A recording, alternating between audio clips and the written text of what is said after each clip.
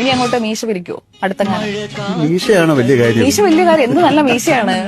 അത് അങ്ങനെ ഒരു സാഹചര്യം വന്നാൽ അങ്ങനെ റൂള് വന്നാൽ ചെയ്യാം. ചുമ്മാ പിടിച്ചോണ്ട് നടക്കാൻ മോശമല്ലേ.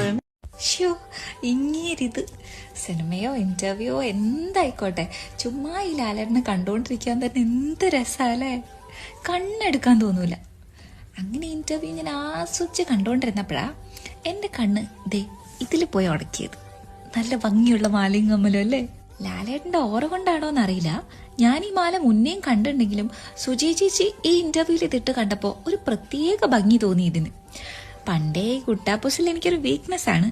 പിന്നെ ഒന്നും നോക്കിയില്ല, എല്ലാം പെട്ടെന്നായിരുന്നു. സാധനം എന്തേ കയ്യിലെത്തി. So yeah, we are launching the exact same piece in our collection. അങ്ങനെ വെറുതെ ലോഞ്ച് ചെയ്യുന്നതല്ല, ഇതിൽ ചില സർപ്രൈസസ് ഉണ്ട്. അതിന്റെ ഡീറ്റെയിൽസ് നമുക്ക് നാളത്തെ വീഡിയോയിൽ കാണാം.